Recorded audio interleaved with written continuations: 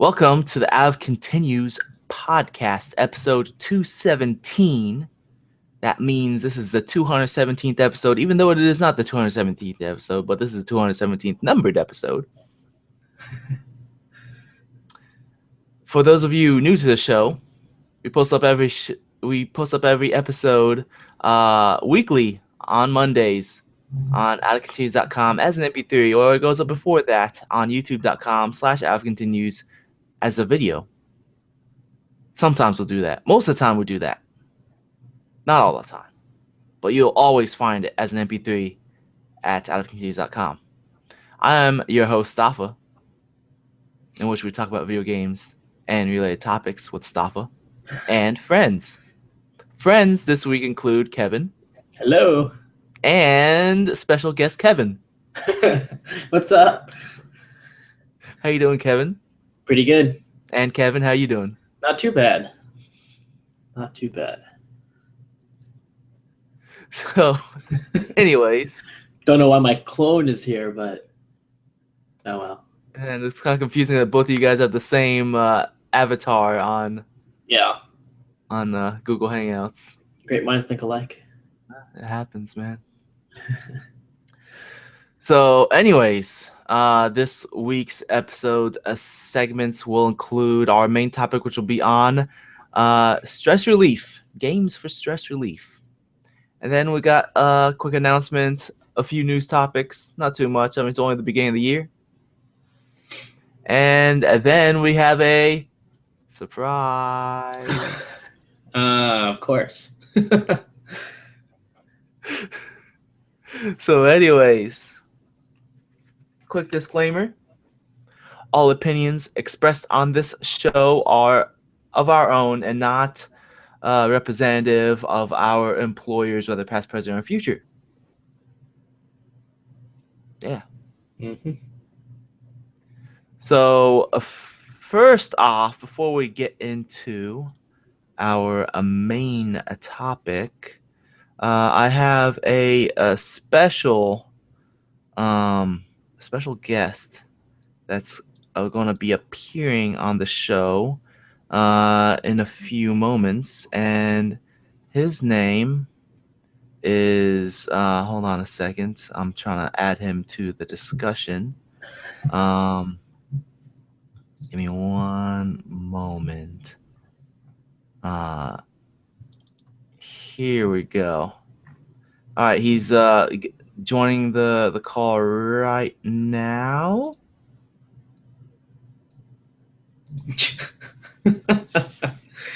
Hello, everyone. My name is Kareem, the Camel Jockey Camel. How are you doing today?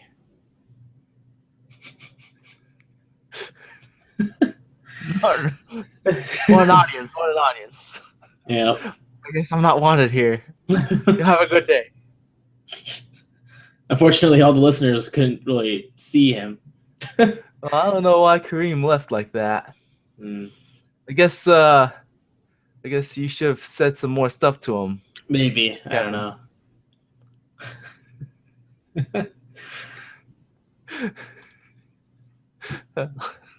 Anyways, I'm a sad man.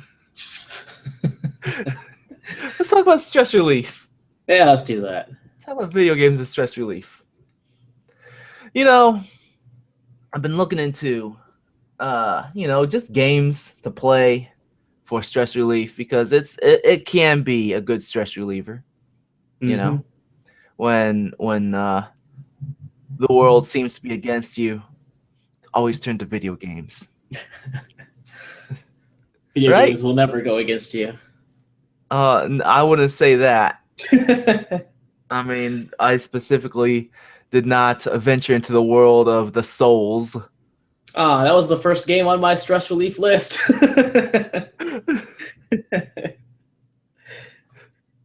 Oh, so you got a list going on? I do have a list. Oh, nice. What you got on your list? Want me to go first? Sure. All right. I know it may not seem like a stress relief game when you think about it, but studies have proven that it is. Tetris. It starts off pretty slow, but then as you progress through each of the stages, it does get faster and can tend to convey stress because you're trying to think of where the pieces go, as quickly as possible as they're falling faster and faster. But there have been medical studies done that showed that Tetris has helped people with PTSD, which is post-traumatic stress disorder. So anyone who's been through some traumatic event, this is most common with war veterans. They definitely have seen that Tetris helps not necessarily get rid of PTSD completely, but it helps make the episodes of PTSD a lot less frequent. And if they are going through PTSD, then it's a good distraction so that they can focus on something else and not have those other stressful thoughts coming in. It's kind of like, I guess, the idea of if something hurts, then hurt something else. But in this case, instead of being stressed about the traumatic events in your life, you're focusing all your attention on this game. And the stress from the game kind of counteracts the stress from those events. And then the memories and thoughts of those events tend to fade away, according to the study. And then over time, Tetris can make it so that the traumatic events aren't nearly as frequent, like you don't think about them as often. So Tetris is, I think, a pretty good option just because of that study that's been done and reported on. Mm-hmm. There was a whole paper and thing, like a whole research document written on that. Yeah, when I was trying to find games to play, looking through my Steam library and such, I installed a game called Chime. Are you familiar with this game at all? I don't think so. So Chime, it is mechanically it's similar to a game called Luminous, which it came out originally on the PSP, and then it came out on other platforms.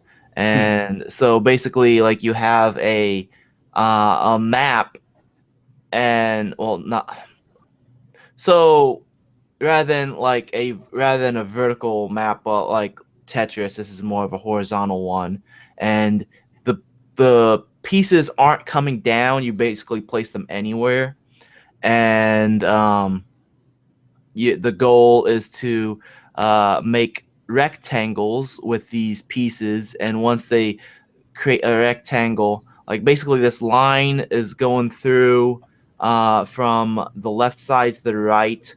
It'll just keep repeating through, and once you have once you have your rectangles and it passes through that line, then it basically clears out that rectangle and changes the color to indicate that you've filled in that area before, and the goal is to fill the whole map. Okay.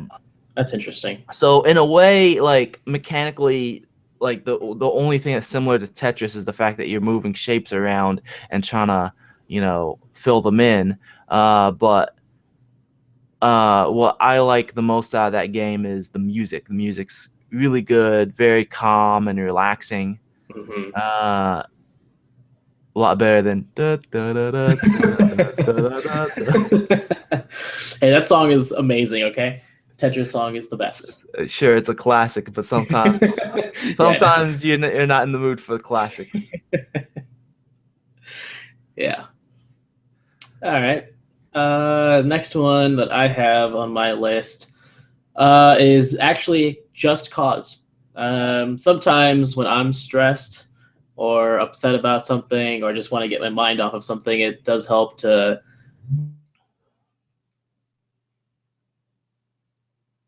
Still there?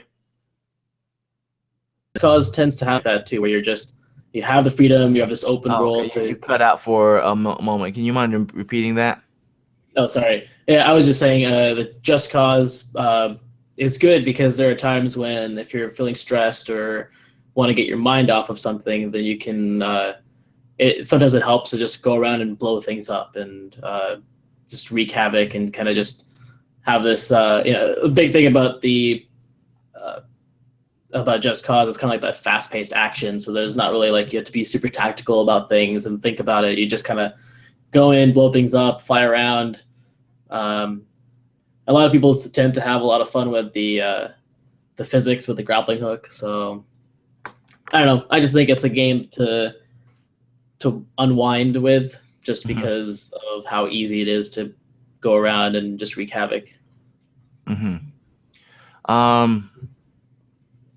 So one game that I've been wanting to play for stress relief, but don't really have access to it, so I kind of resorted to other means.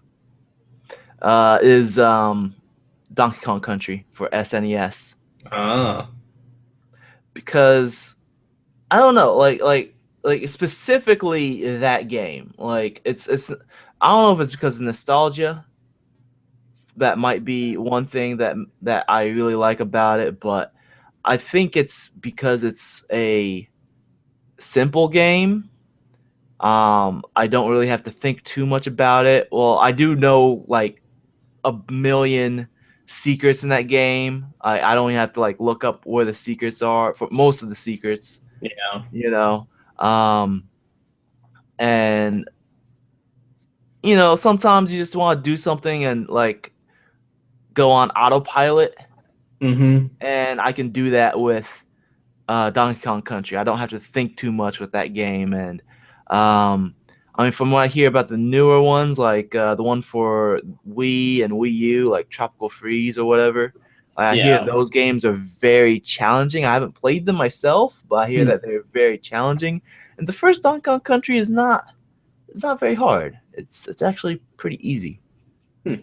You know, so it's like maybe because it's an easy game, but it does have a certain level of challenge to it because it's not like, you know, press A to win. You have to actually try. Yeah. So, you know, if that makes any sense at all, I guess that's why I find it as a good stress reliever, because it's like, you know what, it's just something to occupy my mind, and I don't have to really think too much about it. Yeah. You know? Yeah. Yeah. Yeah. Let's see. Another game that I have on my list that a lot of people might agree with is Minecraft. Not necessarily playing like the survival mode, but even just playing creative mode. Basically, it's just digital Legos, and I know a lot of people turn to Legos when they want to unwind or have no stress, and so Minecraft, you can just kind of build your own worlds and build your own areas and just have the freedom to do whatever you want in this gigantic world.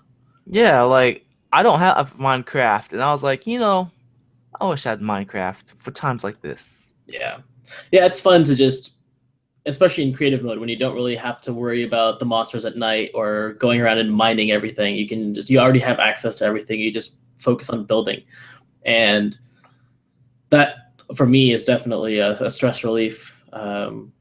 Just a lot of games that have the creative aspect to them. In fact, there's a couple other games in here that I will mention as we go through the lists that are similar because they give you that creative freedom. And Minecraft is definitely a prime example of having creative freedom. So one thing I wanted to talk to you about was like when you're looking for a game with stress relief, do you want something with story in it? Because sometimes like it depends. Like, you know, I have games like Life is Strange installed. You know, it's like I want to get around to this sometime soon, but it's like I don't know. I don't want to play that right now. Yeah, You see, know, actually, I want something with stress relief, and I don't feel like, you know, a story like Life is Strange is gonna help me out. Yeah, and actually, I was just about to. There's a couple of games on my list too that are story games that I would consider to be stress relief, but they're not the kinds of stories that you would find in games like Life is Strange or Even like I don't know, like any story that's really heavily like has a lot of story development or character development. Those kind of stories I don't think would necessarily be good for Her stress relief. story. I don't know. That game, I don't know if I would consider that to be stress relief. I picked that up during the sale. Her story. Yeah, Haven't got around to it though because I'm not. I don't know. I need something different right now. yeah. I would if I can actually list off the games that with story that I think would be pretty decent, like that have a style of stress relief that I would. I worded that weird. Games that have story that I would consider to be stress relief. Games like Dear Esther or Stanley Parable, where you're not really. Stanley Parable is not stress relief. I don't know what you're smoking. I don't know. It kind of makes you think about things, but it's not like okay, yeah, it's a little. I guess it can be a little stressful. Dear Esther and even Gone Home is kind of stress relief because you're not really going through the story to accomplish something specific. Um, you're not there to make a difference in the world of the game. You're not there to be the hero of a story or defeat this villain. You're just kind of going through an environment and just being told a story. And if you think about it, what is one thing that a lot of parents do for their younger children before they go to bed? It's story time. The kids will lay in bed, listen to a story, and then that helps them fall asleep. And I don't know if that's, and it could be a number of things. Either A, the story was just super boring and they fell asleep, or there's something calming about being told a story.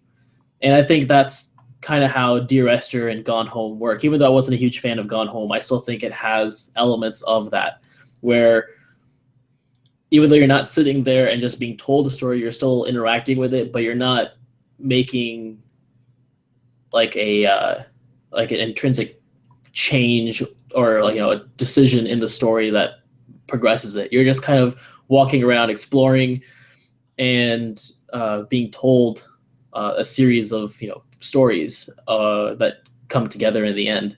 And games like that, I think, are games with stories that have stress relief elements to them. But I definitely would not say games that with stories like BioShock or I don't know, any like pretty much any of these bigger AAA games that have stories that are like you're trying to play a hero or trying to get through some challenge or something like that. I don't think those would be stress relief, but there are certain games that can be stress relief that have stories in them. And that's just my viewpoint. It's the whole idea that kids get told a story before going to bed, and it's Dear Esther and games like that and Gone Home. They kind of serve the same purpose, but it's not like you have to go through these challenges. You're just being told a story. Audiosurf. I don't know if I would consider that stress relief. Yeah, the music can be good, but you're still trying. I mean, I guess. Yeah, It's colorful. It is colorful. Okay, I mean, if you don't find the. Plus, some of the modes aren't that hard. Yeah, it's true. Like, there's different modes for Audiosurf. Like, some of them are harder than others. Yeah, like, and I guess like, if you match pick colors and stuff, some of them you just have to like get one color and. Yeah, and I guess if you play like more calming music, then yeah, I can definitely see that. Like I guess Tetris would kind of have a similar situation where you're starting off slow and getting faster and try to focus on it. So yeah, I can see Audiosurf being a stress relief game. What about card games? Because I was like, okay, so I don't want to play Hearthstone because I'm pretty sure that'll just stress me out more. Yeah, I was about to say, I think But games like, like I was Hearthstone look, or Magic. I was installing this game called Card City Nights, which is like, I have played that. I actually it's have that game. has a level of simplicity to it. Yeah. And then I installed it. I was like, I'll play this game again. And then I booted it up, and it didn't keep my save from before I like wipe my computer. It's like, okay, I don't feel like starting this game all over. Yeah, I don't know. I mean, card games.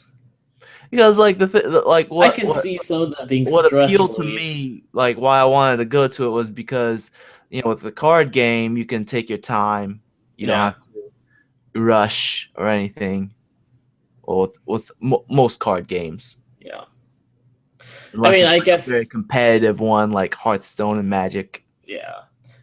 If each person be can find stress relief in different kinds of things, it wouldn't be stress relief for me personally because I don't know, games like the card games that I would want to play in the first place are going to be games like Hearthstone and Magic, and those aren't necessarily really stress relieving. They're very strategic games. You have to put a lot of thought into, and you have to kind of plan ahead for what the opponent's going to do. And then the only other card games that I can really think of would be like casino type card games, which I don't necessarily enjoy that much. I mean, I enjoy playing poker, but I'm not necessarily going to.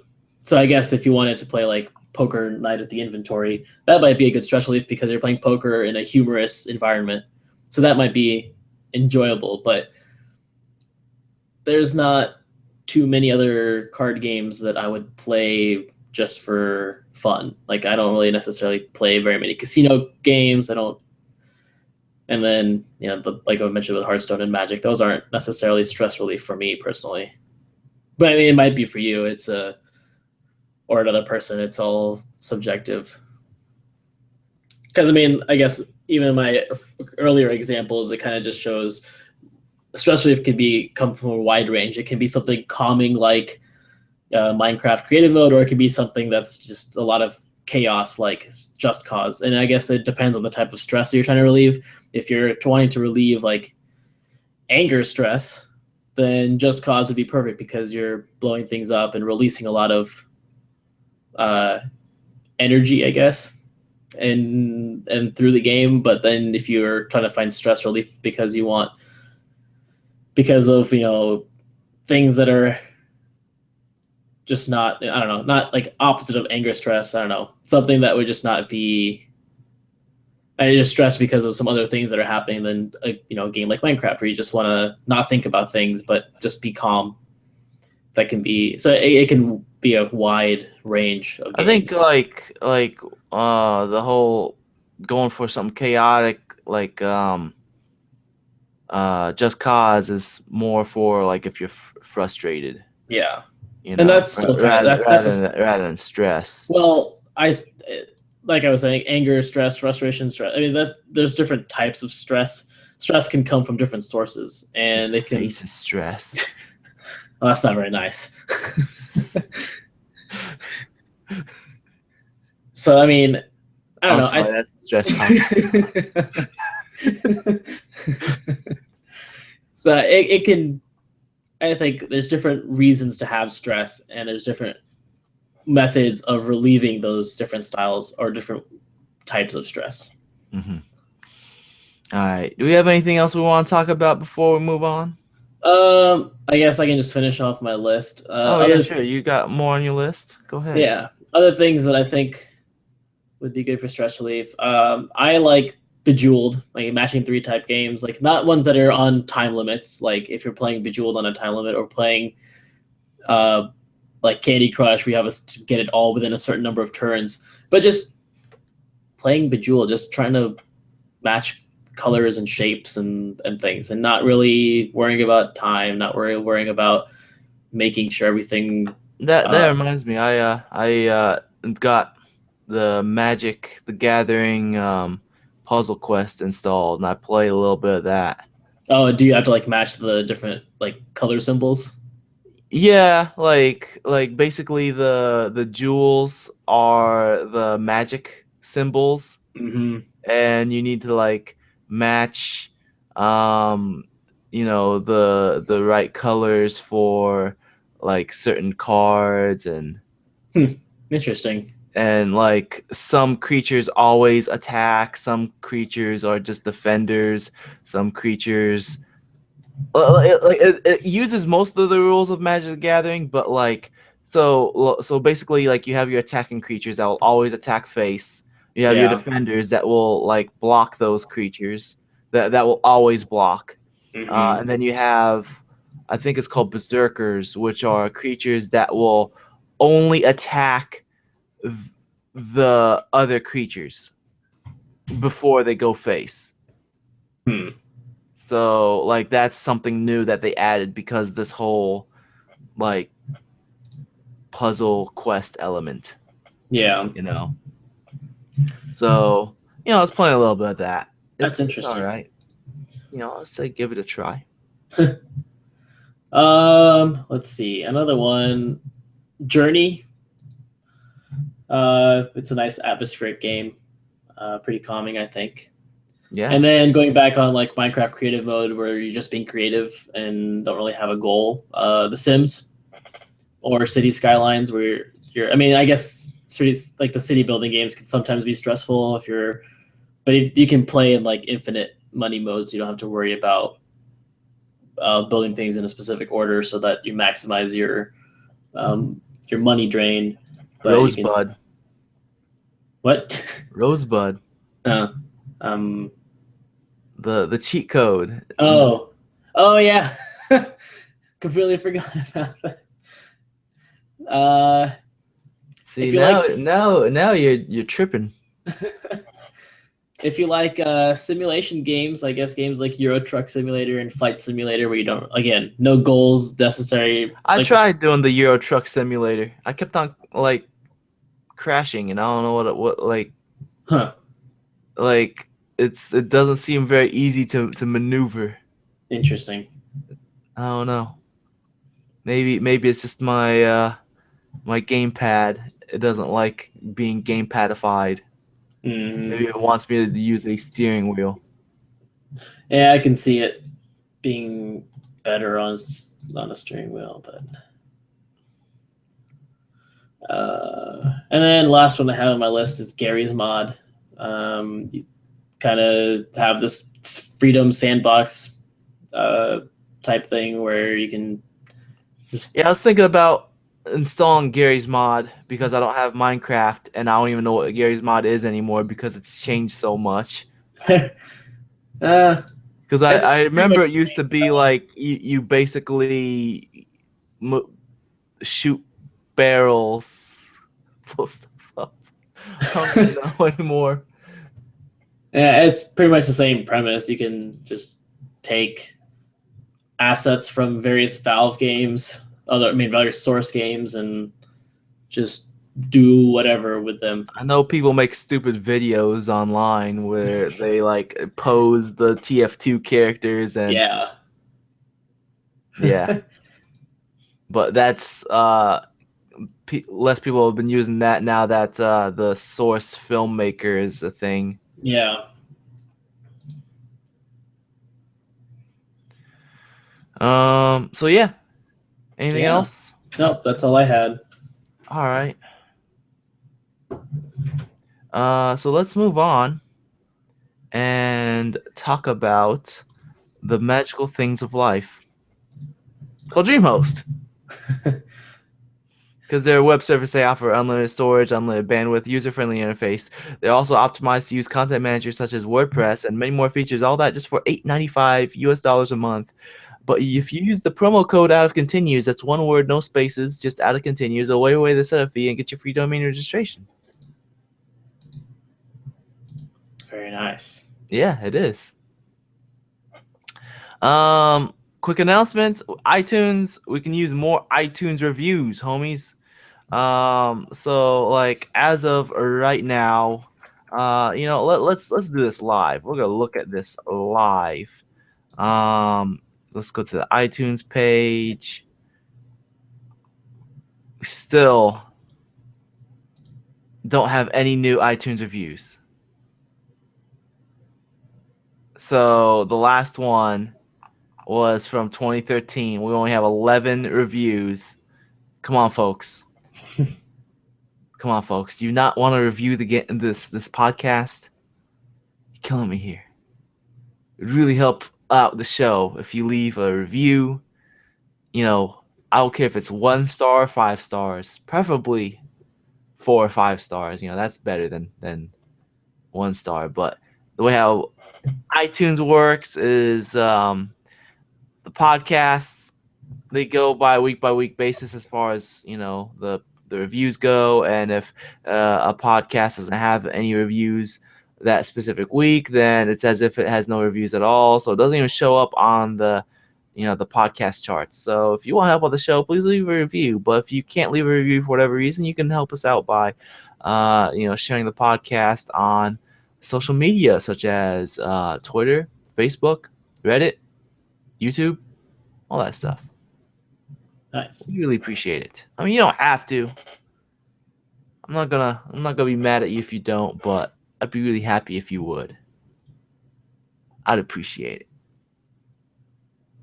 So let's move on and let's talk about the main topic. Zelda. Is that the main topic? I mean, it can be if you want it to be. Well, let me screen share for a moment. Here we go. We're screen sharing. Let's hide that. So, this guy took him 5 years to beat Zelda. What's wrong with him? Wow. Zelda Ocarina of Time, one of the greatest games of all time. Why did it take him 5 years? Oh, wait, he's blind. Yeah. Yeah. Well, that's certainly something. So, this guy decided he wanted to play through Zelda. And it appears that he made some type of a listening device for him as well. And decided, hey, I want to play through this game. And he pretty much documented his playthrough and played through it using audio cues. Now, I'm no Zeldologist, but doesn't that game have a lot of written stuff? Yeah. Tell you what to do. Well, yeah, I mean a lot, not the puzzles as much, but all the dialogue is written but not voice acted.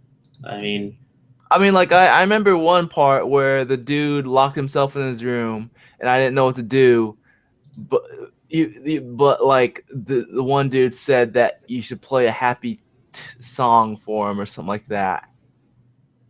And there are certain times when it gives you a hint or two, but how does he not know? Oh man, you're getting buzzed, man. Sorry. How did he not know? I mean, how do you know if he's not running into a wall or something? He had to have somebody telling him what to do. Yeah, I don't know. I didn't actually watch the video what device he made, and how that works. But I mean, I don't know. This leaves me with more questions than answers. What is love? Baby, don't hurt me. Don't hurt me no more. So yeah, congratulations, Mr. Terry Garrett, aka Mega T Garrett,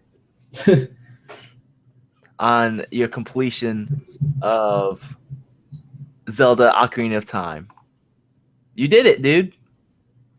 You got the full experience. Or did he? Dun dun dun. Let's move on. Sure. What if I told you that there won't be an Assassin's Creed game this year? Yeah, I was reading into this, and it made me very happy that Ubisoft is finally slowing down.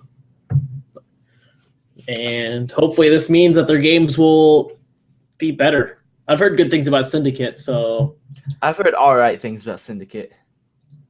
Yeah, a couple of my friends who have played it are saying that they're really happy with it, so might be something I look into. It seems like it is not as bad as Unity. Well, yeah, see, that's the thing. Like, to me, honestly, the like the glitches and the bugs don't bother me as much as just bad design, because glitches and bugs can always be fixed after the fact, but just a bad story and just bad overall game design cannot be fixed because they're not going to redo the whole game from scratch. So I mean, that's the part that a lot of people were saying that Unity's story was not that good, and that's the part that bothered me more than all the glitches that people were having. So also, like, didn't they have like a bunch of crazy like microtransaction? yeah, it was some things about like being able to buy like grenades with real money rather than crafting them or something like that. Maybe I'm thinking of a different game. I don't know, but I think you think of every other game made by Ubisoft. Yeah, just Ubisoft's general game design policy. Yeah, so basically, it seems that they're at least taking a year break, and they have some games scheduled for this fall, possibly Watch Dogs 2. Which I think if it's Watch Dogs 2, that seems like a very short window as far as like the whole marketing campaign. If they haven't really announced Watch Dogs 2. If they announce it this year and say, hey, it's coming out this fall, I mean, that just seems like, but Bethesda did the same thing with Fallout 4. They announced Fallout 4, and then it came out like but everybody knew Fallout 4 was happening. I guess that's true. And I don't know. Well, I guess everyone knows Watch Dogs 2 is happening, but oh well. And I was not a fan of the first one. So not necessarily I know there was a lot of people who were upset about like the graphical issues because the graphics didn't match up with what they showed at E3, but that didn't bother me at all. The thing that bothered me again was just the bad game design and the boring story and the boring gameplay. Mm-hmm. There was nothing fun about that game. Every single mission that I played was exactly the same. And another thing about this Assassin's Creed news is that it seems that the new one that will possibly come out next year, it seems it'll take place in ancient Egypt. How's that sound? I'm fine with that. I've been wanting them to explore the more, I guess, like, the more African type areas, African countries, like Egypt was definitely one that I had thought of that I wanted them to do. I know a lot of people I bet if it takes place in ancient Egypt, they're going to do something dumb like explain why the Sphinx doesn't have a nose. It's going to be because of your character. I wouldn't be surprised. You're gonna like do the eagle dive off of the nose, and it's gonna crumble right as you're jumping off. Yeah. You don't see that happening? I know. I definitely see that happening. That's definitely the type of thing that they would have in an Assassin's Creed game. Yeah. It's a me, Mario. All right. But speaking of Assassin's Creed and brown people, we have. You like my transition, huh? Assassin's Creed Chronicles India. See, which is coming out this year, but it's not like the main Assassin's Creed. Yeah. So Kevin, this is your game of the year, right? No. Why not? It's your people. Well, I did not hear good things about the other Chronicles games. But this one takes place in India, so that doesn't necessarily mean it's good. Plus, maybe they learn from their mistakes.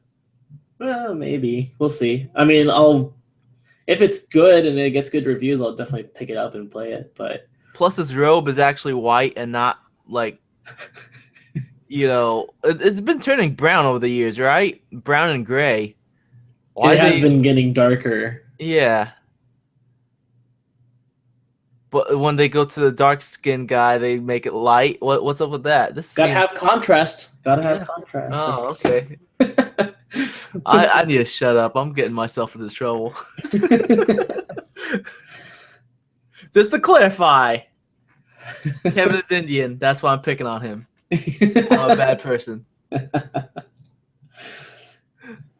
So, anyways, so you're not interested at all. I don't know. I have this issue with just Assassin's Creed in general because it used to be one of my top 5 favorite series of all time. Where anytime Assassin's Creed gets mentioned, I get interested, and then I remind myself, wait a minute, no, Ubisoft has been ruining Assassin's Creed, so I should not get invested in this. That last Chronicles one, it looked cool. Yeah, I do like what it has a cool art style to it. Well, I just like the whole idea of introducing like a 2D side-scrolling game that kind of feels like the old Prince of Persia games, and that's very clearly what the inspiration was for these games. But again, they're just kind of milking the Assassin's Creed series, and it got average reviews. So they obviously didn't put much effort into it because they had just released. I don't know how they released a lot of Assassin's Creed games in 2014 because they had Rogue and Unity and the Chronicles game. I think the Chronicles games came out in 2014. One of them did, at least, I think. I don't remember. But like they just released way too many things in 2014 and 2015. Like I think there was in 2014 or I remember one of these years they released. Okay, that was 2015. Yeah, so like one of these years, I can't remember if it was 14 or 15 when they released Far Cry. It was when Far Cry 4 came out, so 2015. They released Far Cry 4, Assassin's Creed, and then they had released I don't know. There was just a whole bunch of games that they released all within 3 or 4 months, and they're just kind of The Crew was another one. So they just released way too much. A racing game that involved climbing towers to unlock the map. See, I like the idea of The Crew. I would love to have like an open MMO racing game, like what they've done. But I don't know. Just what they probably did was a good basis for a game, but it still has the same issues that every other Ubisoft game has, and they mix it in with a lot of microtransactions. They, it's pretty much every one of their open world games are exactly the same, even though it's like they don't evolve it at all. They don't change much. But I mean, they're not the only ones guilty of that either. But Bethesda kind of does the same thing, where they don't really change very much between each game anymore. They used to have big variations, but now it's all just becoming the same thing over and over again. But all right, let's move on. Yep. Let's talk about the Oculus.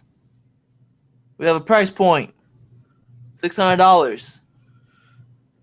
So and basically they said that the bundle will include Eve Valkyrie, which is a space dogfighting game, Lucky's Tale, which is a third person, kind of like I guess it was compared to people have compared this to like Crash Bandicoot. More Crash Bandicoot than Super Mario because of the camera angle. And it'll come with the cables as well as the Xbox One controller and a remote control. So here's my issue. Like, okay, so originally I was upset about the price when they first announced it. I was a little upset about it, but I gave it some thought, and I'm coming to terms a little bit more with why it's priced where it is at that price point. But One thing that I'm not a fan of is the fact that they're bundling a lot of things that don't necessarily need to be bundled. First of all, the Xbox One controller, I understand why they want to do that, because a lot of people who are going to be using VR won't necessarily want to play with their keyboard and mouse. They kind of want to have fewer buttons, and not because they can't see. I'll tell as a person who has used a keyboard and mouse while having an Oculus on your head, it sucks because as soon as you lift your fingers, you're gonna have trouble putting your fingers back down in the right spot. Sometimes, yes, but I mean, maybe over time you'll start getting used to it. Yeah, like as soon as you lift your hands, like at when we were students, well, what's that one room where we had that big basically where we did all the work on the table, the AVL. Yeah, the AVL room. Visualization lab. Yeah, what's his name? Chauncey. He had an Oculus set up with fans and everything, so that so basically the fans will blow at you whichever direction the wind is coming from. Yep. And he let me use that for a little bit, and so basically the demo they had, it required using the WASD to move on the keyboard, and like if I lifted my hands, like, well, where'd I go? Yeah, I gotta lift up the Oculus a little bit just to see where my hands are. Yeah, and I understand that. But I'm the type of person, I usually type without looking at my keyboard, and I personally can find where the WASD keys are pretty quickly. But I mean, because I rely on that little bump that's usually on the F key, so I know that like if I touch that, then I know exactly where WASD are. But well, aren't you special? Yes, I am.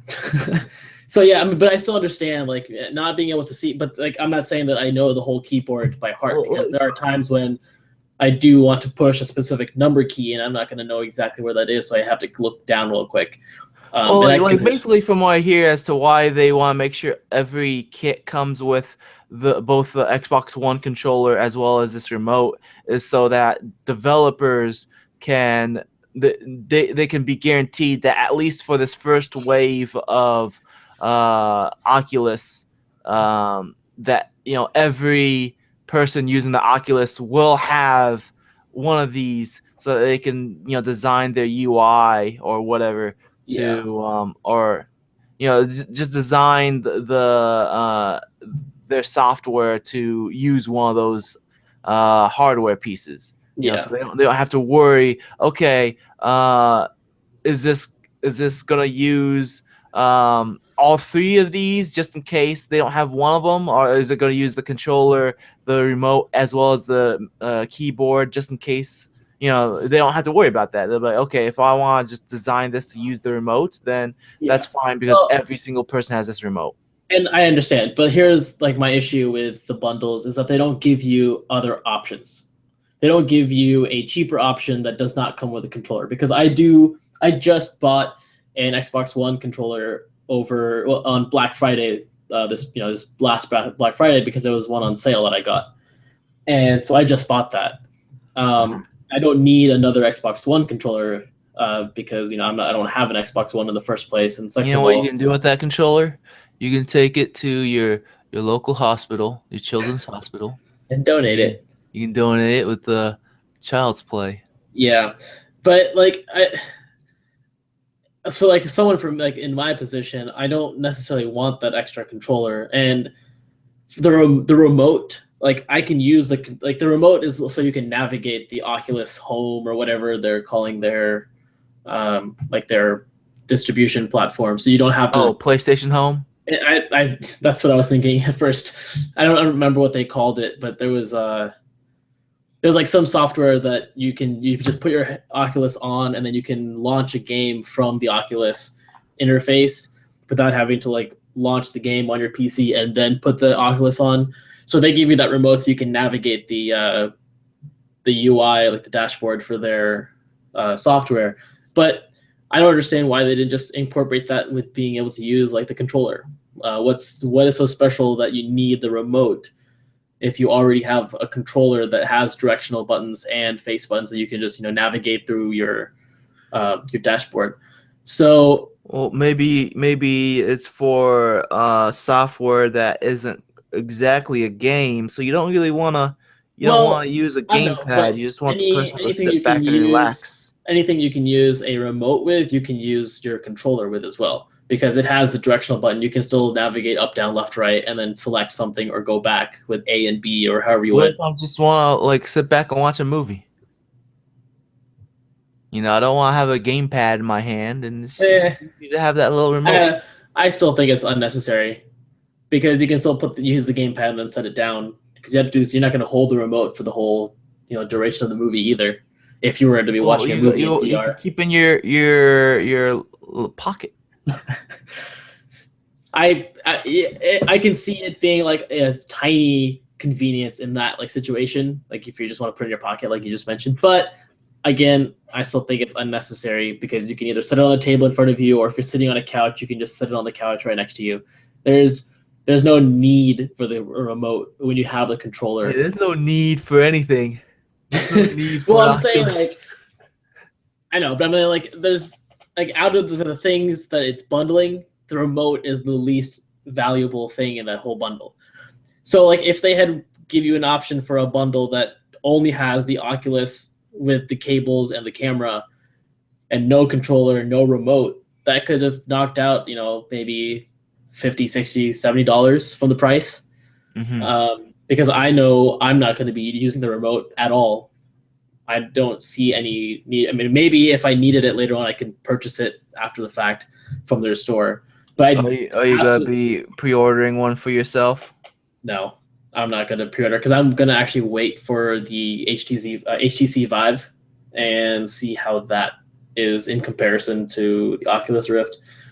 Um, but yeah, so like I mean, I already have an Xbox One controller. I don't need to spend the extra money to get one bundled with my Oculus because at most I'm probably just going to sell that Xbox One controller. So it Uh, seems that this also has very high PC requirements as well. yeah, I think Oculus is saying that they will have a like a purchasing bundle option for like $1,500 where they'll actually make you a computer that also fits the requirements to use the Oculus. I think my PC is ready for VR. I have to check my graphics card again, but I have like one of the newer, I have the 980 Ti, so it should be spec'd for VR. I just have to make sure my CPU can handle it. I have But no clue if mine's I wonder if able they for have like something VR. on the And website. even if it is, I can't even afford VR anyway, so it doesn't even Yeah. really matter. Yeah, but like the other thing that I was saying, like I understand why the price is. First of all, like even without the controller and the remote, I understand why it's more than 300, and that's because display technology is not cheap. Um, Well, let's talk about that real quick. The next article where Palmer Luckey, the CEO of Oculus Rift, like during a what was it like a Reddit AMA, he said that it was going to be in the ballpark of $350, even though he recently came out and said, "Yeah, I knew it wasn't going to be $350. Sorry, my bad." Because basically, like he was saying that there's rumors going around at the time that it was going to be $1,500, and he freaked out about that. So he started telling people, "Oh, even though he knew it was going to be around $600, he started saying $350." See, yeah, And he should that not is have just set the expectations. He should have set any expectations, even if he knew it was going to be 600. He shouldn't have said in the ballpark of 600.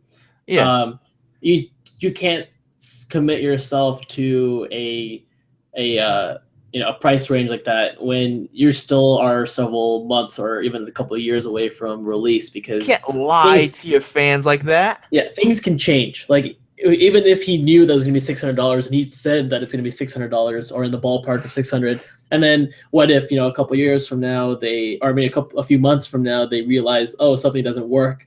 Does he not know how people work?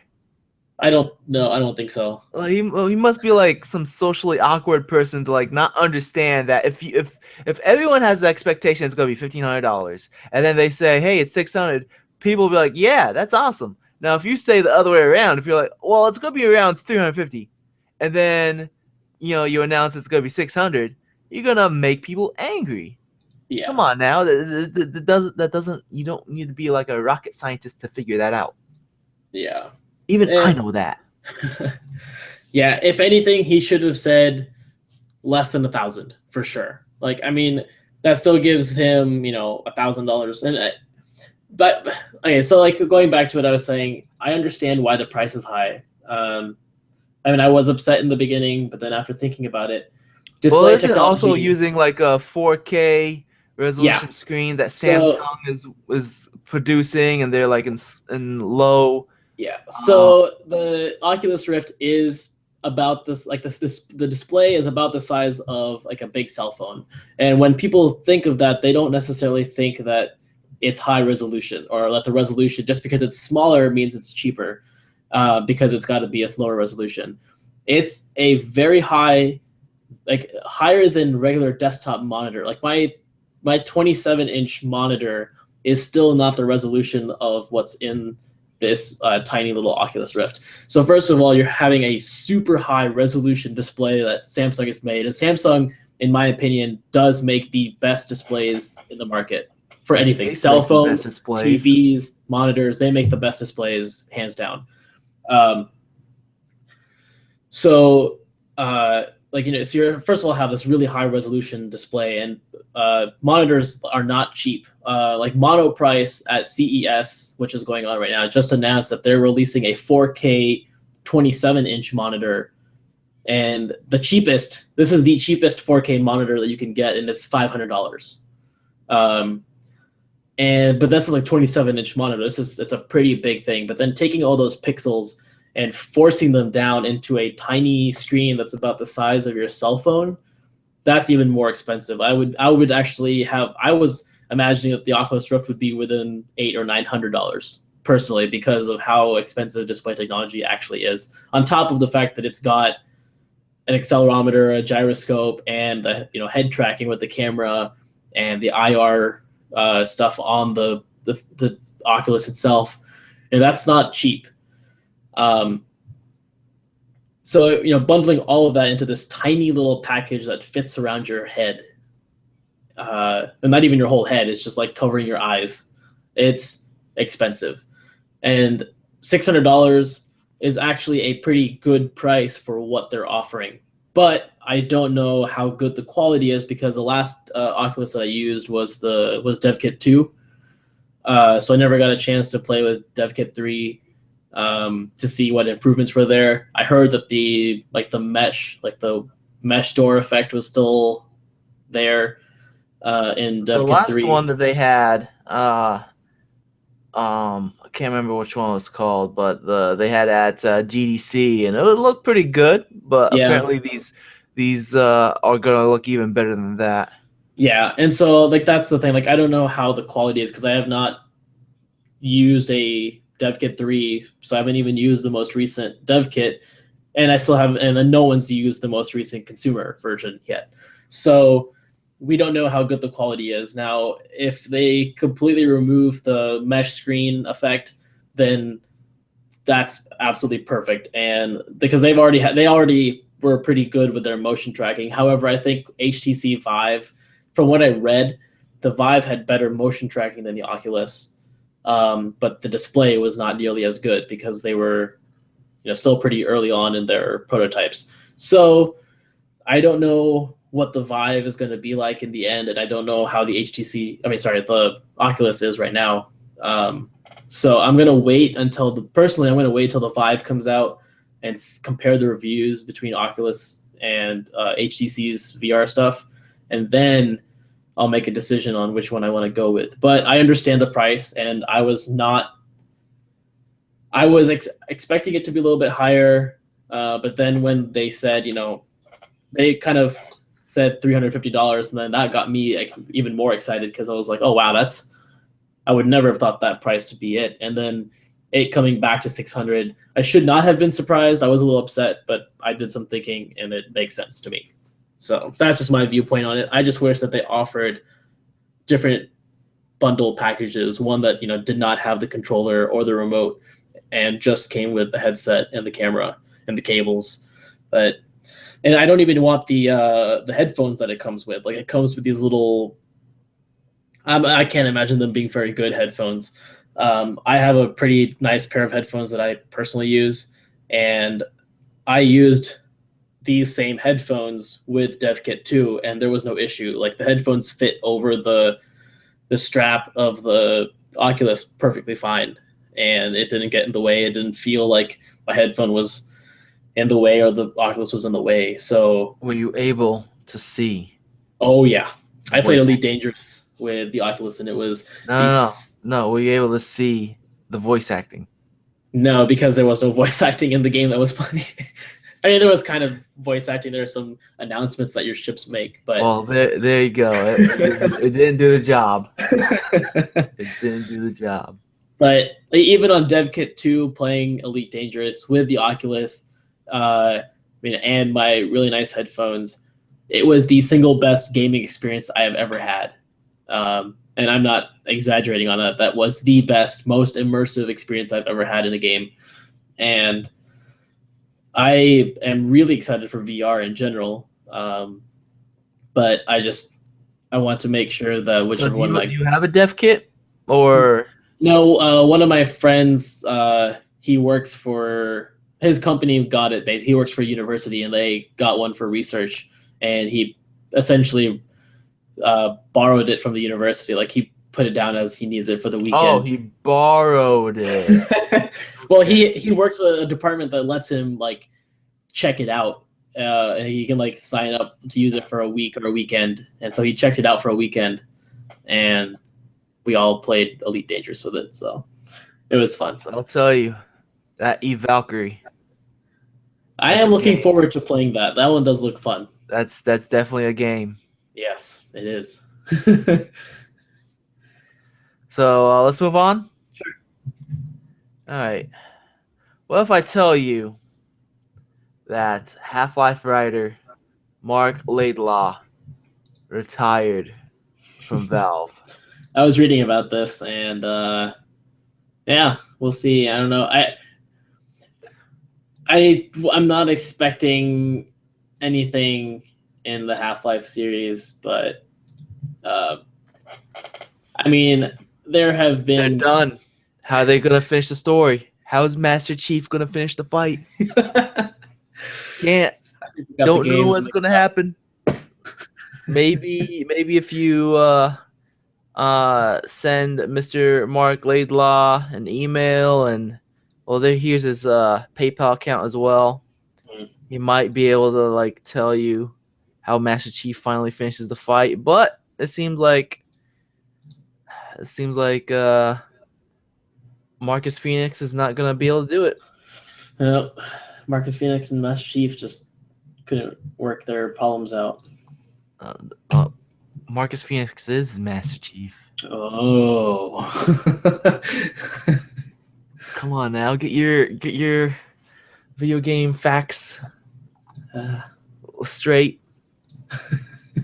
Yeah, I personally I wasn't really expecting anything Half-Life 3 like ever, like but now it definitely seems like without their writer, how are they gonna why would they even finish the story? Well, you don't necessarily need is Gabe Newell gonna come up with the story himself? Maybe. Well, Gabe Newell can't count to 3, so that's true. I was listening to another podcast where he was counting. He was like 1, 2, squirrel. Oh, that's not right. Mm,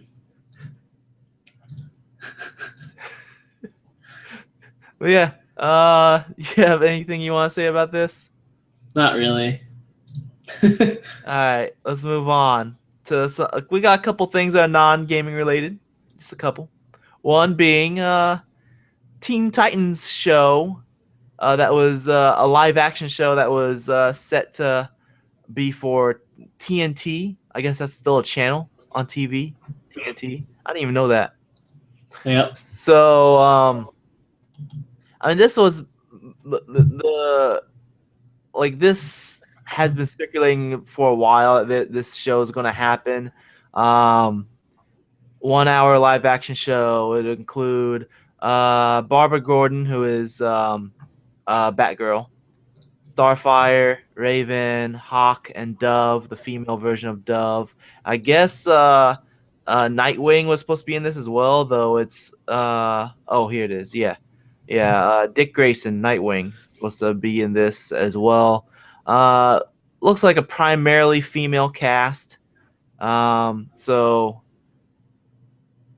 like either a bunch of love triangles or or the show was supposed to be more for female audience.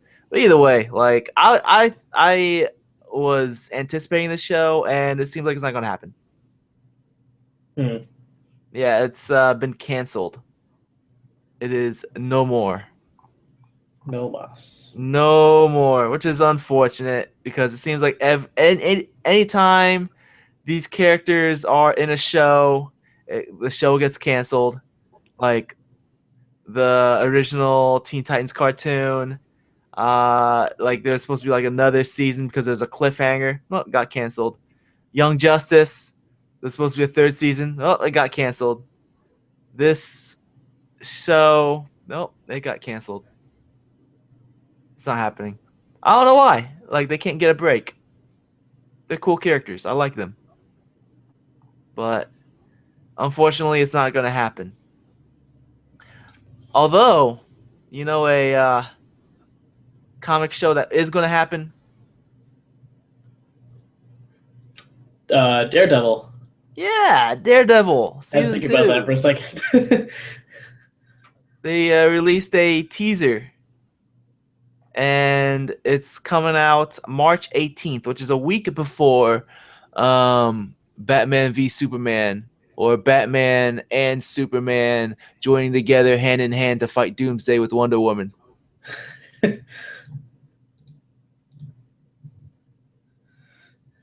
Yeah. So, what do you think about this teaser?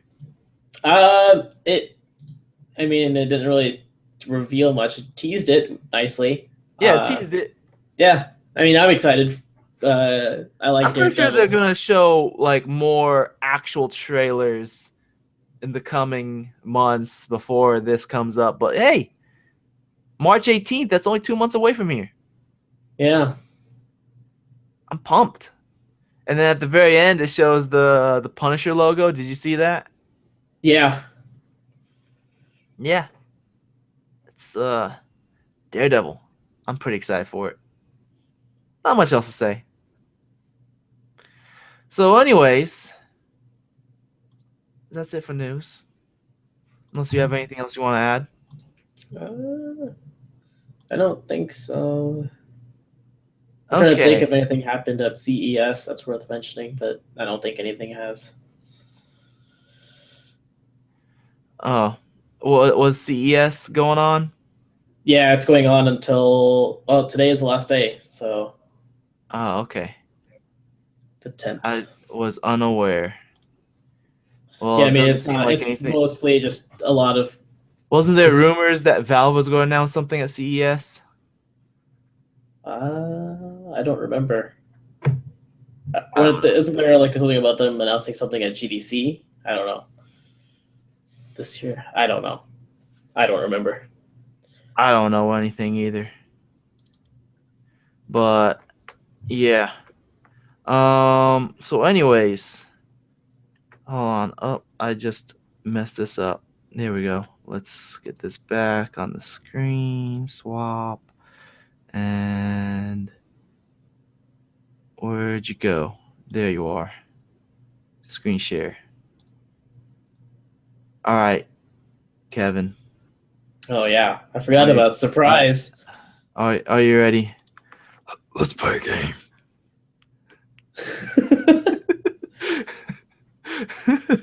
Are you ready, Kevin? I suppose so. What's the game?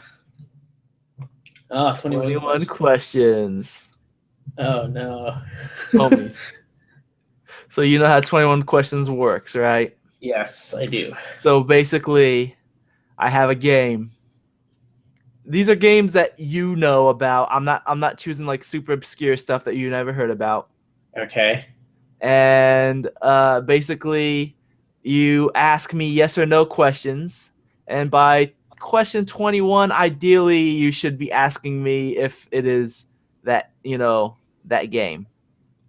Yep. So are you ready to roll?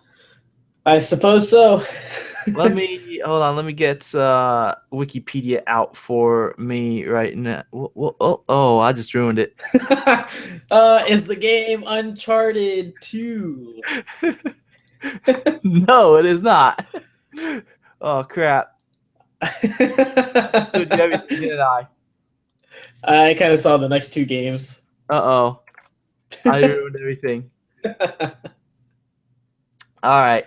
So that's it. I don't know how many games you have on there. Game is ruined. I only saw the first three games: Uncharted, Slash, and then Deus Ex. That's all I saw. Let me I'm stop closing the my screen. eyes. Okay. Let me stop the screen share. This is See, I want to get Wikipedia up so that I can like answer your questions more properly, but That's okay. all right. Well, let's get this back up.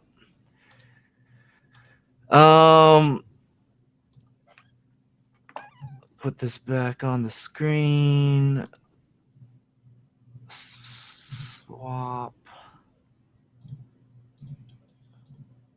Screen share.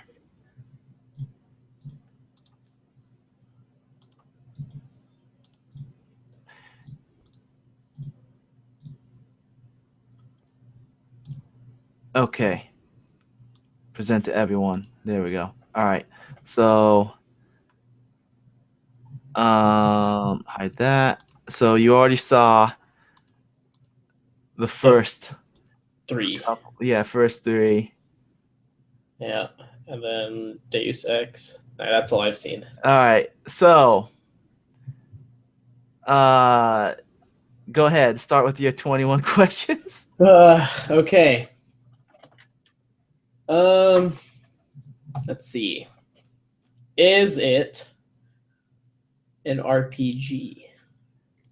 No. Okay. That's one. You know what? I'll just get Wikipedia on my tablet. I think that will make things easier. Yeah.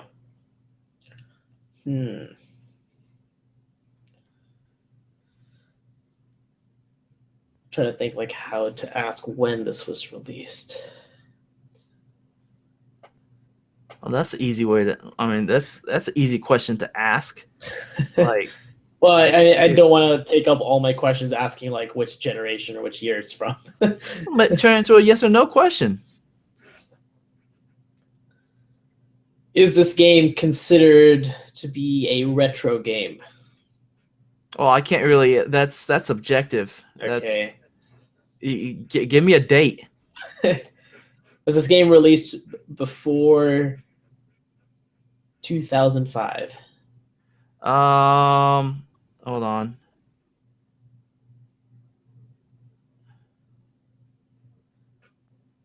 I'm pretty sure it is no. Give me 1 second. Okay, so it's Yes, no. It was not released before 2005. So that's 2 questions. okay. Your second question. You're on your third now.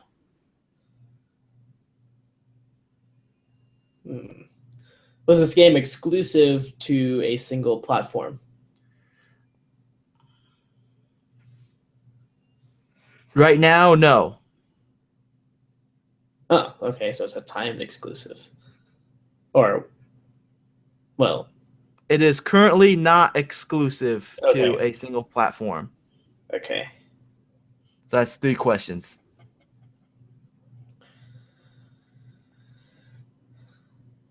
Hmm.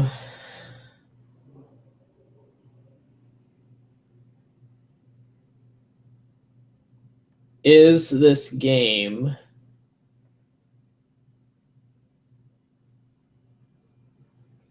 played in first person?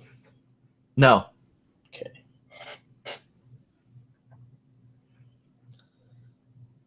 So that's 4 questions, right? Yep. Is the protagonist or main character of the game female? No. Okay. That's 5.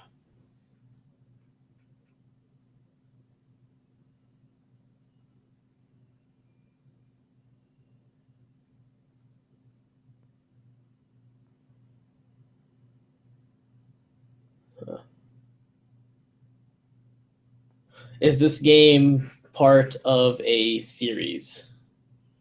No. That's 6.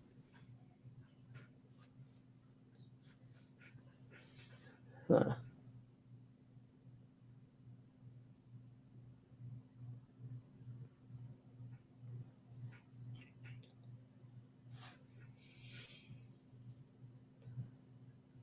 Huh. I'm trying to think of questions that I don't want to be too vague and not too specific either.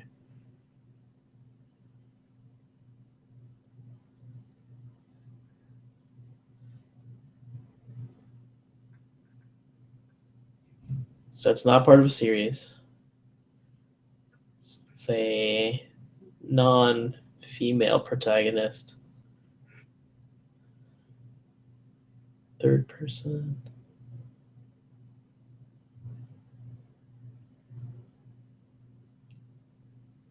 Okay. Is the game's setting futuristic?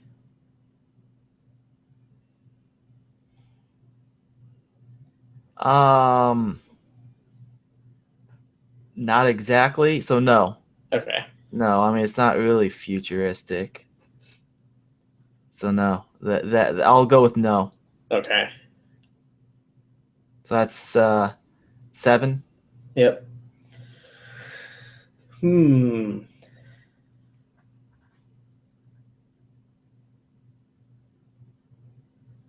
Is the game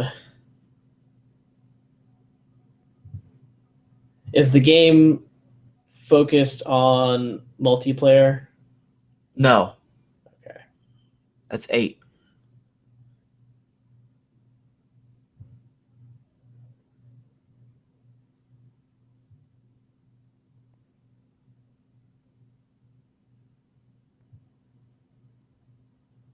Is the main character part of some military or some part of like a military organization? No. Okay. That's 9.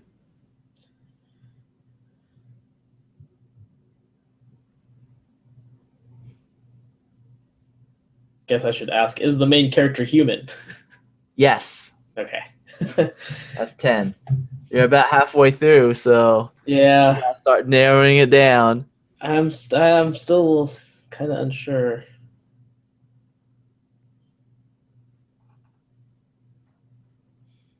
Uh, Maybe you should start asking about the game itself. well, yeah, I know. I'm trying to think of what game it could be and trying to narrow it down from there, but I'm not sure.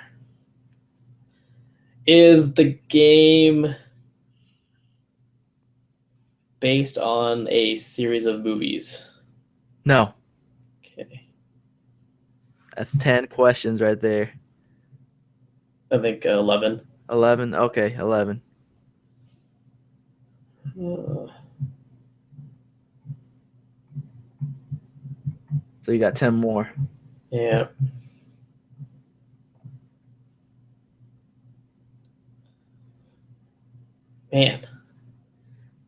so hard to narrow it down.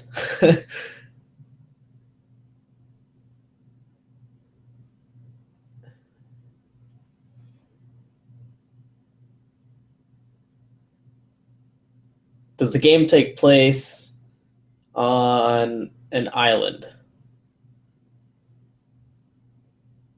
Um,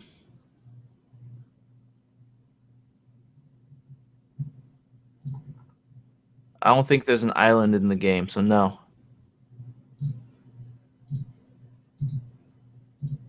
So that's 12 questions. Yeah. Huh. This is actually pretty difficult.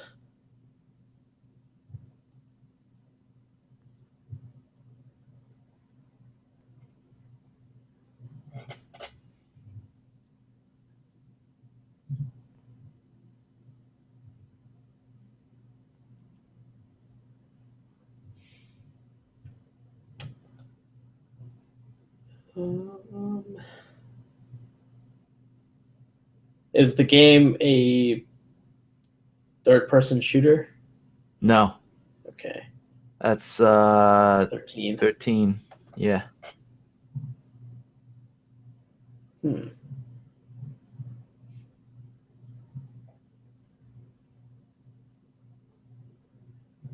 Is the game a platformer? Um,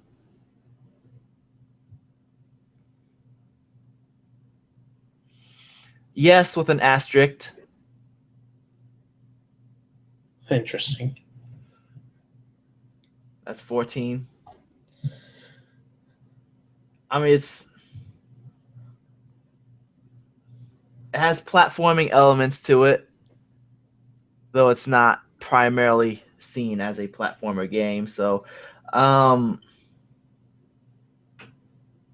that's not really answering the question yes or no, though. Yeah. Is the game like two-dimensional? Like, is it just side-scrolling? Yes, it's two-dimensional. Okay. That's 15.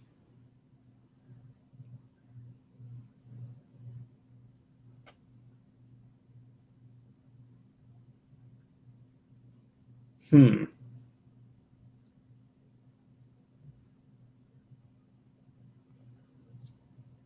Is the game's art style like pixel art? No, Okay. that's 16.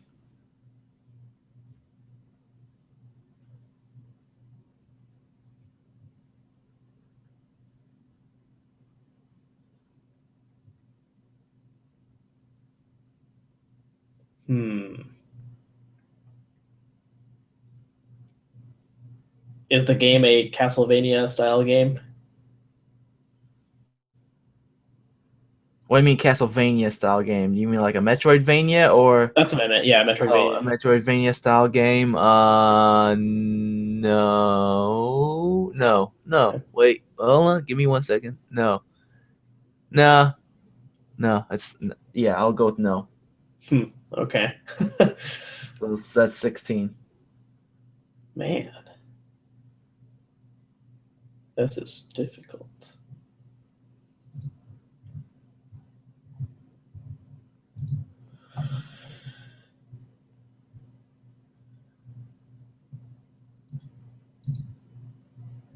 Hmm.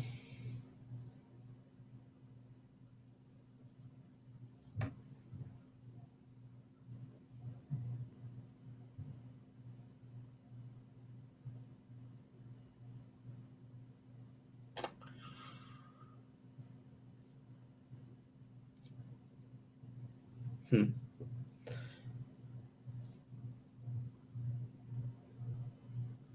Gotta ask a question. Yeah, yeah, I know. Uh, Question number 17. Ask away. I'm really not sure where to go from here. Uh,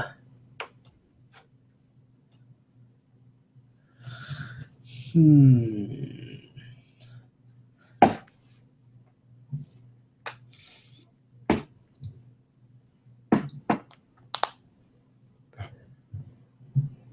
Is it?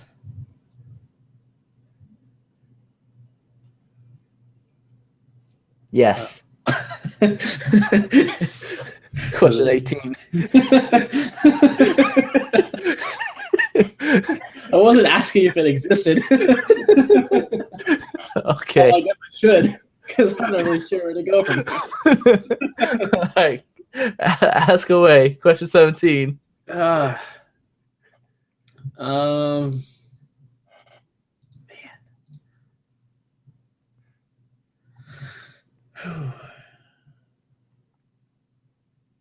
It's not exclusive.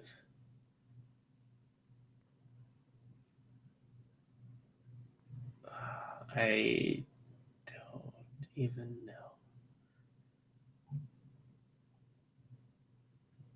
Is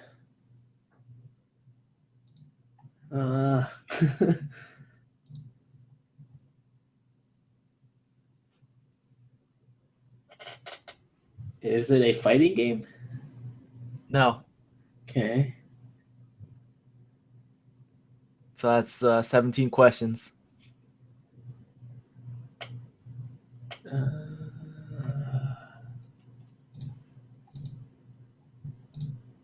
Is it a puzzle game? Define puzzle game. Be more specific. Oh man.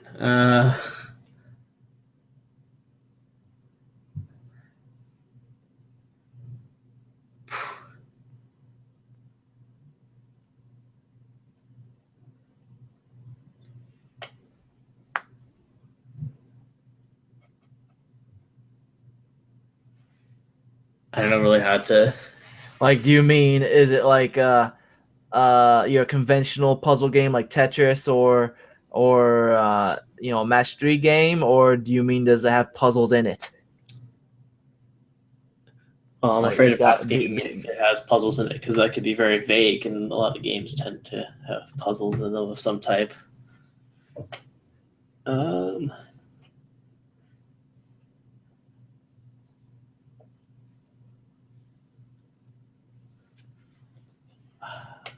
I'm not sure because so you're saying it's a 2D game. It's not necessarily a platformer.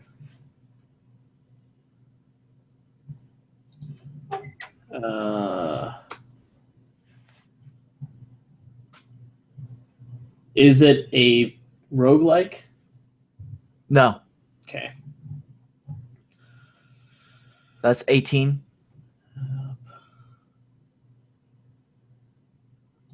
You got like 2 more questions to narrow it down, and then you have the final guess.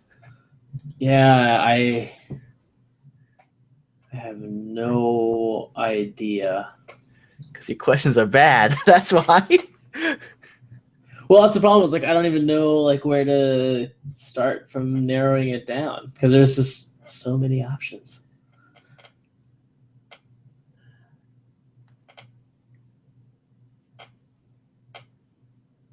So many options that you haven't been going with. You don't even know what platform it's on. Well, I asked if it was an exclusive, and you said no. So it's it's multi-platform. But which multi-platforms? You don't even have an idea. Is it on PC? Yes. Okay. Basically, I only So one it's question. 19.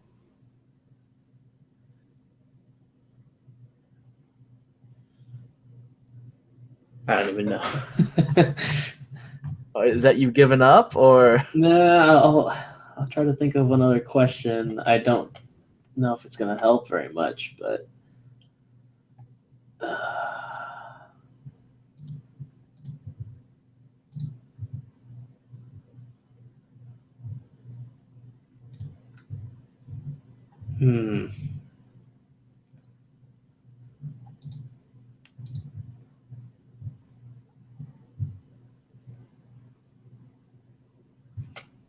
honestly, I'm not even sure what to ask next.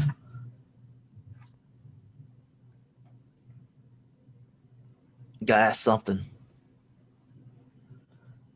How was your day? No. uh, um,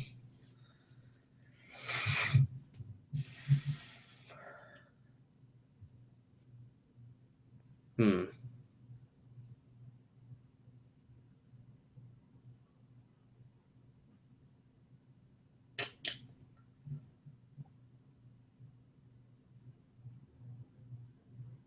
Was it made? Oh no, that's too specific.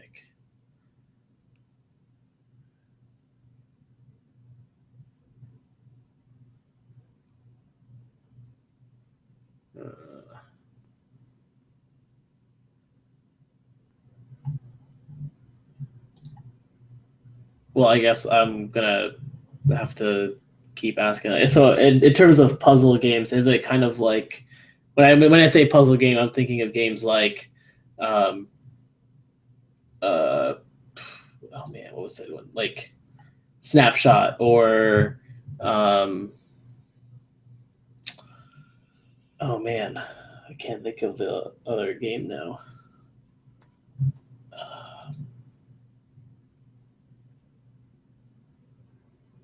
Dang it. What was the name of the game? Well, this is outside. Like, what was the name of that game where I think you're playing as like an astronaut, and you can clone him and have multiple, and then they all do the same movement as your. Oh, yeah, that was Can't think of the name for some reason. Portal. That was it's on my Steam library. Crap. Hold Well, on. you know what I'm talking about. Is it like that style of puzzle? No, Okay. no, it is not like that. Okay.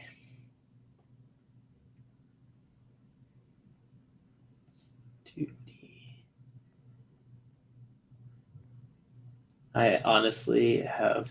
So that was question 20. Yeah. So this 21, it should be you taking a guess.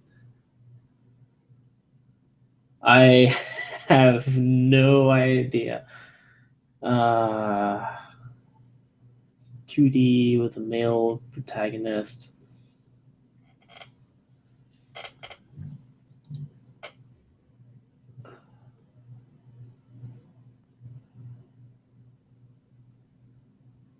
I don't know. I'm gonna have to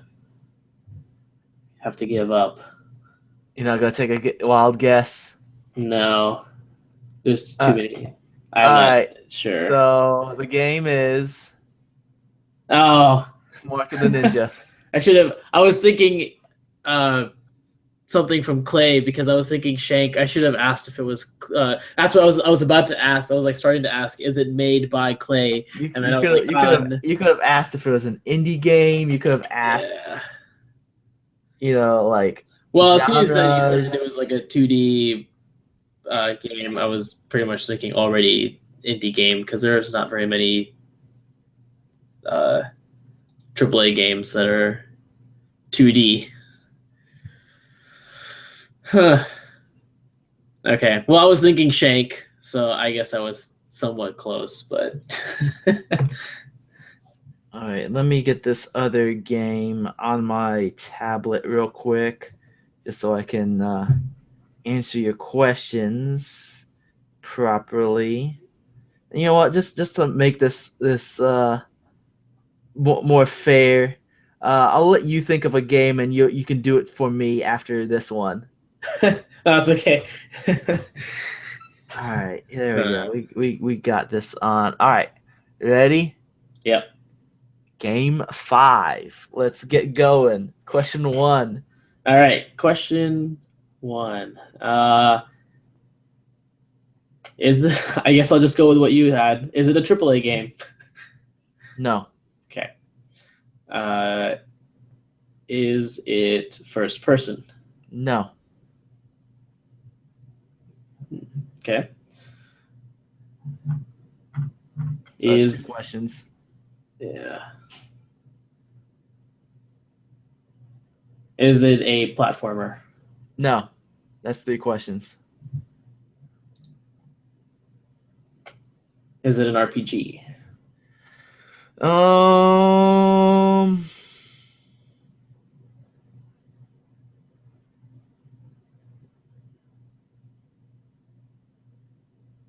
I don't think that's the category that you would categorize it in. The genre that you would categorize it in. Okay. I hold on. I'm looking through this Wikipedia page just to see if it says RPG anywhere in it, and I don't really know. Is it a Wait, fantasy? wait. Early fan. It does say in here, yeah. So I'll say yes, asterisk, even though that's not really the genre it is in. Okay. So that was 3. Uh, what did I ask? I asked if it was platformer, if it was AAA, if it was RPG. Yeah. So Yeah. now this is the 4th question. Um. Oh yeah, I asked if it was also in first. So I asked Oh, so this is the 5th question. fourth question. 4th. Right. Um.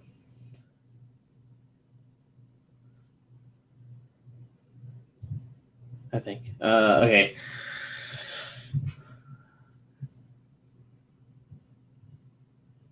Is it pixel art?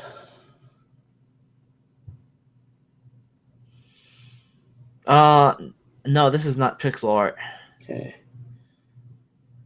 I mean, I don't. That's no, that's not. That's by definition, this is not pixel art. Okay. um. So that was 4 questions, right? Yeah. All right. So this is the 5th. Okay. So it's indie, third person, possibly. Not platformer, not.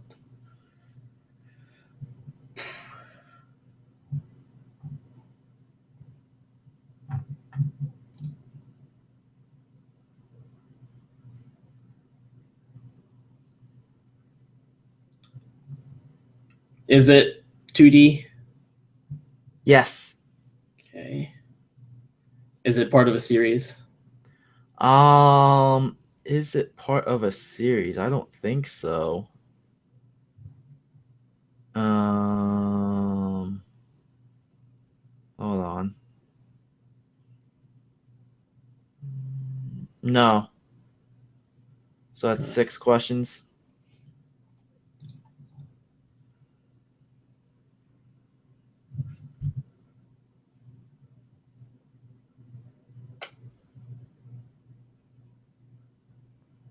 I already asked if it was a platformer, right? I think I did.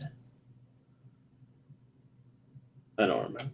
Also confusing with the previous game.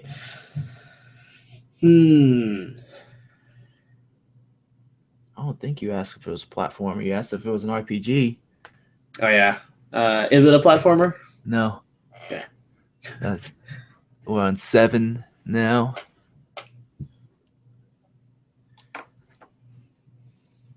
Uh,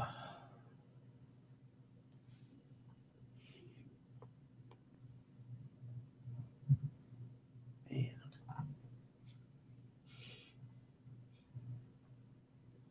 You go flip out once you know what this game is. Uh,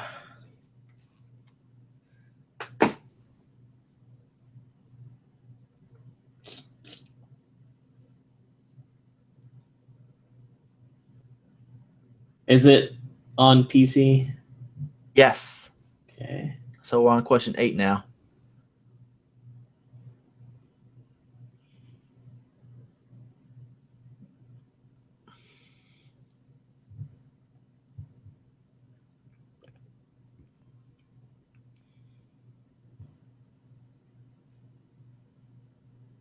Is the game played from a top-down perspective?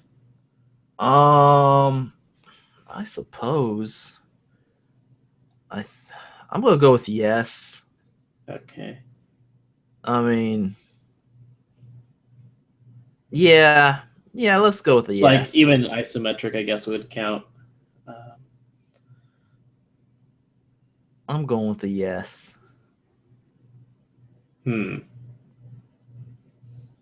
Was this game crowdfunded? I don't think so. So that's a no. So we're at question 9 now. 9 or 10. I think that's 10 now. Yeah, I think it's 10. Yeah, we're at question 10 now.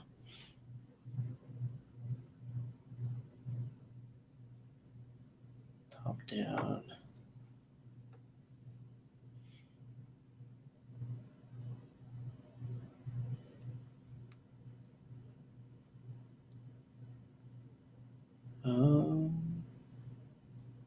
Is there a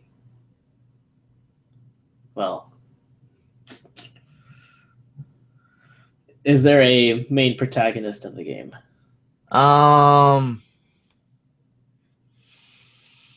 Be more specific.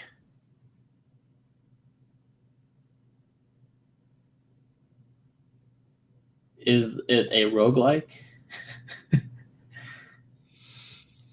Yes. Okay. So on question 11.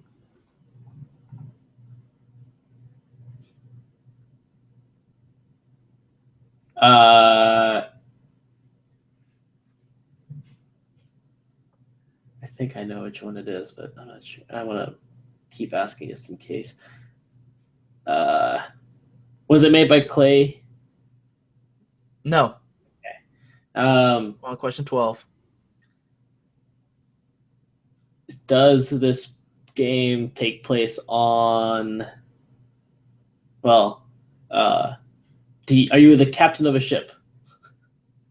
No. Oh, okay. On question 13.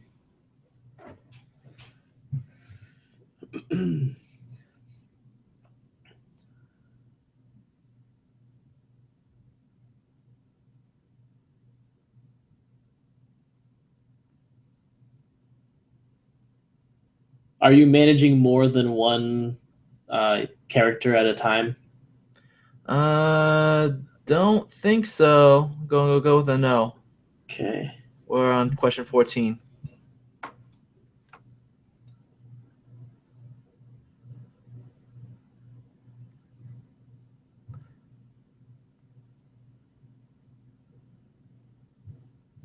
Is the game sci-fi? No. Okay. Question 15.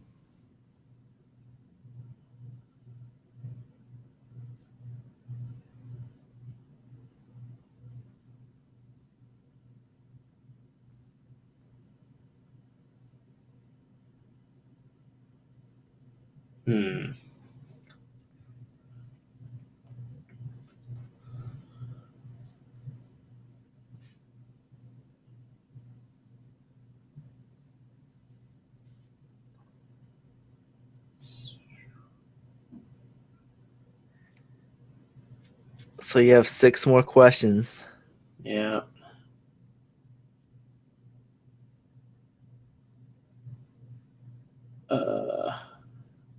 Is it Binding of Isaac? No. We're on question 16. Is it? So you have 5 questions and a guess. Yeah. Is the game focused around music? I don't think so. I'm gonna say no. Okay. So that's 17. We're on 17 now. Is the game focused on survival?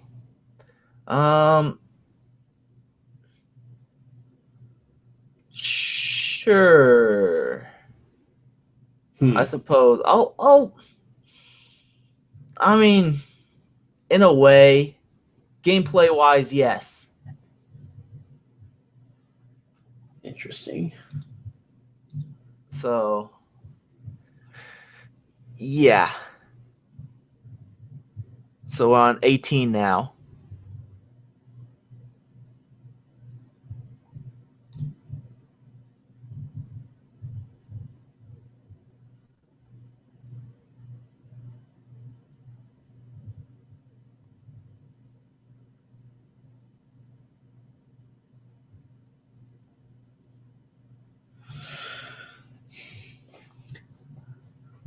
is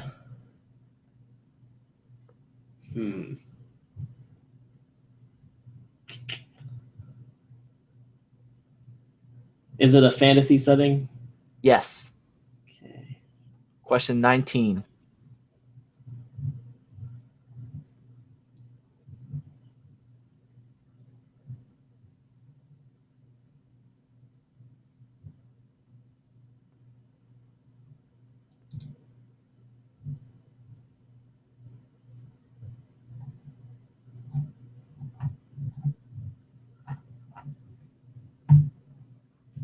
Uh,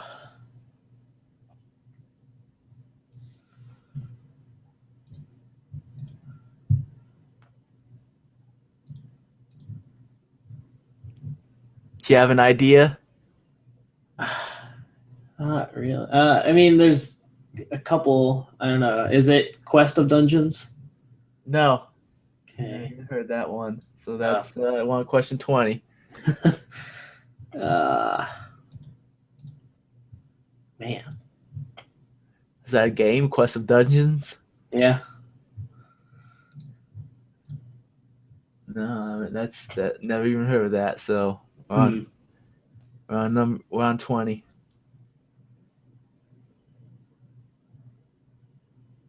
This question better narrow it down for you because 21's gonna have to be the guess. Yeah.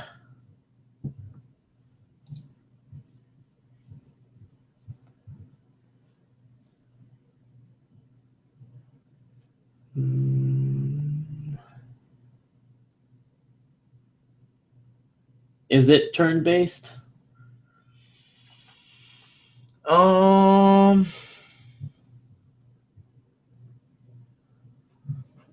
I've never played it before, but I think it is like the way how it works. Hold on.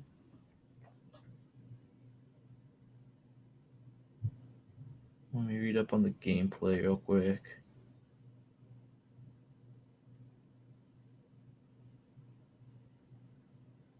It doesn't really say. I can't answer that question. Okay.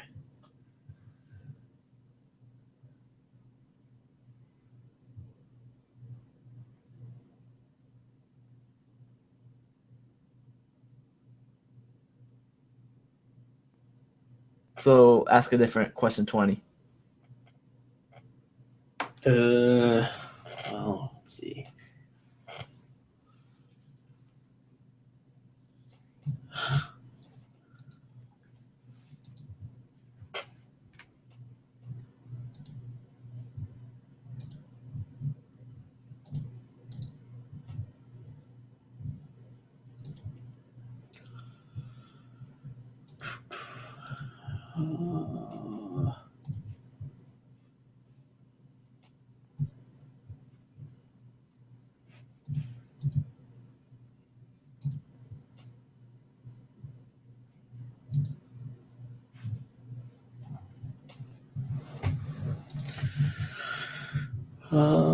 I am not sure. I think deep down inside you know. You know. I'm So trying to. what's the question? Okay, so it's a top-down roguelike 2D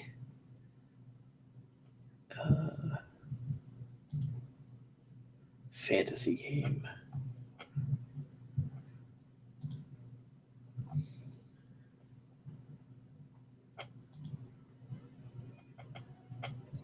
Nothing's coming to mind, really. I mean, there's a lot of games that come to mind, but it's not specific enough.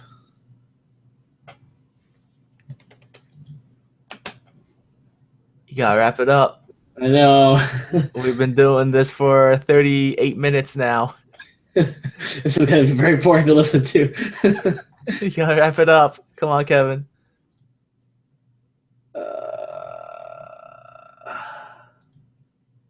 I Question 20.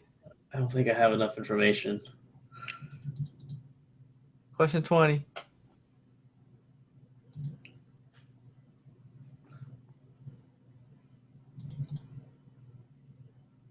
Is the graphics in ASCII? Yes. Oh man. Question 21. Is it the original Rogue? Yes. Oh my god. There you go. Wow.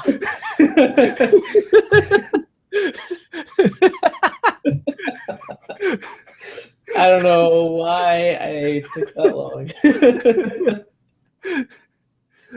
For those that are listening and still listening, who haven't stopped listening and not viewing, I got a little image up here of the original Rogue. So yes, it is Oh the man. original Rogue. Hey, I wanted to make sure it was only games that that you knew of. So Yeah. I wasn't. I pretty much picked games that we only talked about on the show. Hmm. So you want to do one with me? I think we've gone kind of long. It's Gone almost too been far. 2 hours. Maybe Yeah. next time. Yeah, we are almost at 2 hours. Okay. Yeah. So, anyways, let me get my notes up just so I could say the regular jazz. Listener feedback, podcastadvocates.com.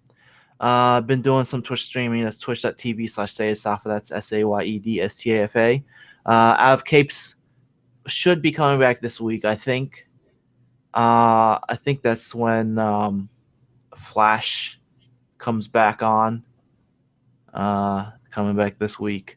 So we're going to be doing Out of Capes podcast, reviewing the return of the Flash.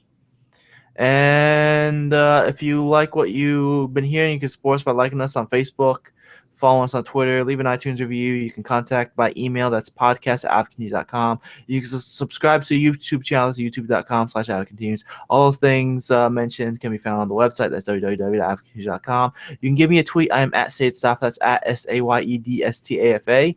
And Kevin over here is At KSTrehan, KSTREHAN.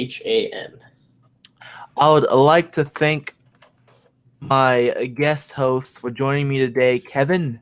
Thank you.